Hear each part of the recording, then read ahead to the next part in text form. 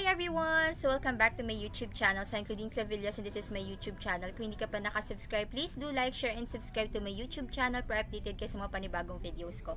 So hi everyone! So for today's video guys, itong video na to is para to sa mga Shopee affiliate or gustong maging Shopee affiliate. Or yan. So guys, ano na ngayon? June na. Okay, kalahati na ng taon.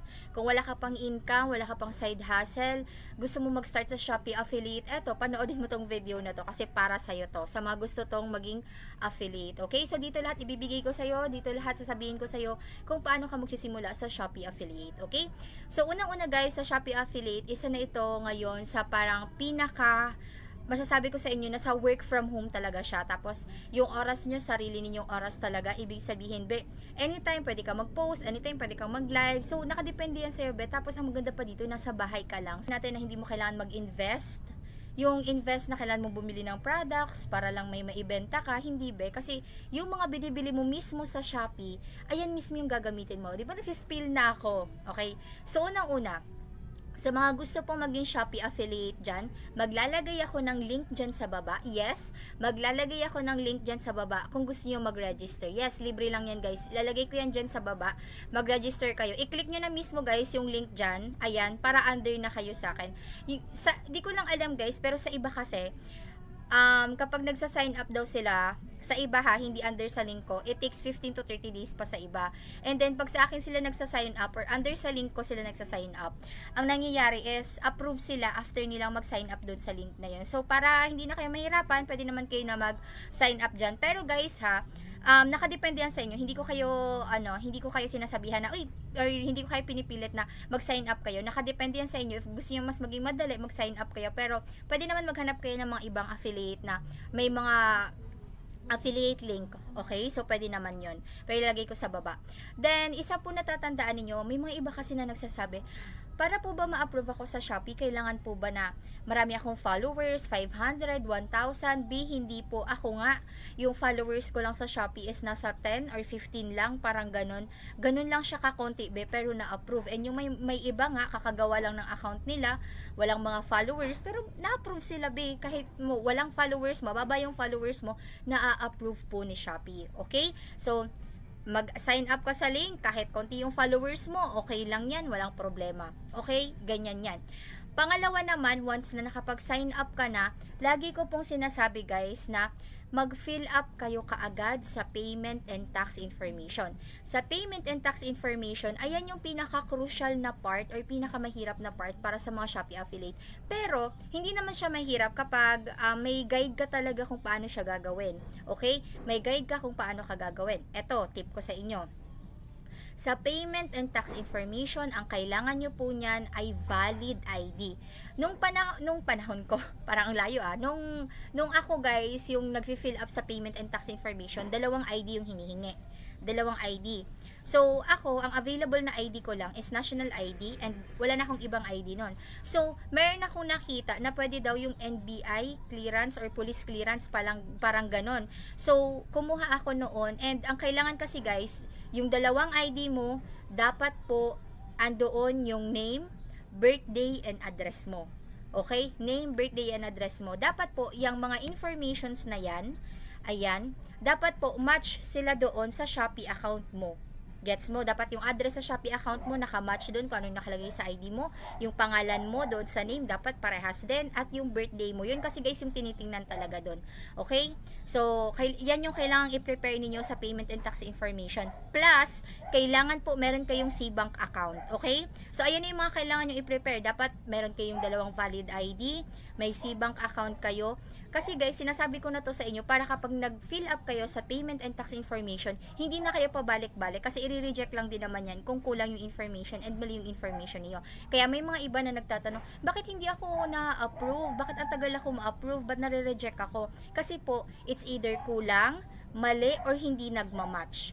Okay? So, yung ID mo dapat match, tapos yung C-Bank mo, gumawa ka sa C-Bank po. May mga iba kasi na nagtatanong, ate yung C-Bank po ba, kailangan po bang pumunta mismo ko dun sa, sa mismong branch nila, physical nila, ganun? Hindi po. Dapat, sa Cbank, pwedeng online, punta ka sa Play Store, tapos mag-install ka ng Cbank doon. Ayun, i-install mo yung Cbank, tapos i-connect mo na lang siya sa Shopee mo. 'Di ba? So, ganun lang kasimple, para hindi ka na paulit-ulit pabalik-balik. Okay?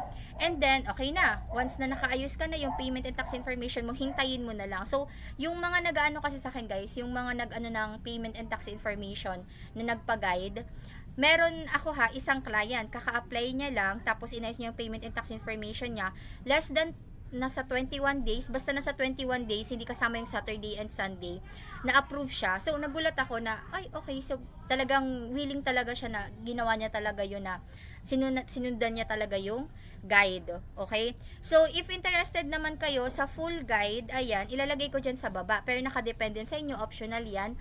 Ayan, ilalagay ko dyan sa baba if interested kayo. Okay? So, may ilalagay ako dyan. Yan yung full guide niyan. Okay, so hindi siya sa pilitan, optional lang yan kung gusto niyo para may guide kayo kung paano. Okay, so about pala sa payment and tax information, may mga nagtatanong ilang days daw. If feeling mo tama yung ginawa mo, 21 days, nasa 21 days bago kayo ma-approve or ma-approve. Hindi po kasama yung Saturday, Sunday. Ibig sabihin, ang bibilangin mo lang, kung ngayon araw ka na nag-fill up, kinabukasan, 1 day na yan. So halimbawa, ano ngayon? Thursday. So, Friday bukas 1 day. Huwag mo isasama yung Saturday and Sunday. Huwag mo isasama yun kasi hindi yun kasama. So, ang bibilangin mo lang Monday hanggang Friday, 5 days. Tapos, huwag mo isasama yung Saturday and Sunday. So, ang 6 days mo na yan is Monday na. Ganon. Kasi may mga iba sinasama yung Saturday and Sunday. Hindi po kasama ang Saturdays and Sunday. Okay? Pero may mga other, naman na kung saan, siya guys, minsan talagang lumalampas ng months, lalo na kung rejected kayo. Pero if tama naman, less than a month lang, na-approve naman na yan. Okay, so pinaka minimum na ang 21, ayan, 21 days. And then, pag okay na lahat, hintayin nyo na lang yung payment and tax information nyo na ma-approve. Pag alam nyo na nagawa nyo na siya ngayong araw, mag-start na kayo guys. Halimbawa, imposible imposible na wala kayong ino-order sa Shopee. Imposible yan. Lahat na tayo ngayon nag-order sa Shopee. Or kung may mga ino-order ka man sa TikTok or kahit anong platforms man yan, ayan. Or halimbawa, sa mga physical store, may mga nabibili ka, tapos hanapin mo sa Shopee. Ayan. Kung meron kayong mga gamit sa bahay, kung saan-saan man may nabibili ka, hanapin mo sa Shopee. Ayan mismo yung magiging product mo. Hanapin mo sa Shopee, hanapin mo yung product na yon, tapos okay na, 'di ba? May mga ka na, mga sapatos, mga ganon, mga sa bahay. Ayan. So, for example, may nahanap na kayong product. Ang gagawin nyo guys, i-click nyo yung share. 'Di ba may share 'yan? I-click nyo yung share. Ayan. Tapos may lalabas po diyan na commission. Like pag pinag-share mo siya, 34.75 ganon. Tapos meron mga 2%. Ganyan guys, hanapin nyo yung may mga commission. Tapos, i-copy link nyo na siya. After nyan, i-post nyo na sa mga social media ninyo. Kung may Facebook kayo, may Facebook page kayo, gamitin nyo yung social media ninyo guys. Hindi yung puro kayo scroll. Sinasabi ko sa inyo, dapat sa panahon ngayon sa sa taon na to, dapat kumikita ka na or may income ka. Instead na mag-scroll ka, manood ka, nasasayang yung oras mo. Ang gagawin mo, mag-scroll ka, mag-post ka, malay mo yung iba interesado din na bumili sa'yo. At saka minsan may mga ligaw na link. Yes. Like for example, clinic nila yung link na yon, tapos may iba silang napuntahan na link. May product dyan, na sabihin mo, ay wala naman ako nitong product na to, ba't may bumili, may commission sa akin. Yun, may mga ligaw na link talaga dyan.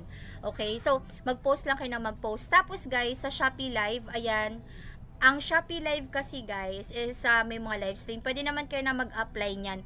Tumingin kayo sa email ninyo, tapos hanapin nyo dyan guys yung apply for Shopee Live. Basta pangatlo yun Meron ako yan ditong video sa YouTube channel ko. Tingnan nyo na lang guys. Okay, tingnan nyo na lang. Meron akong tutorial if in case na wala kayong live stream. Pwede kayo mag-apply. Pero may mga iba kasi guys na may live stream na talaga sila.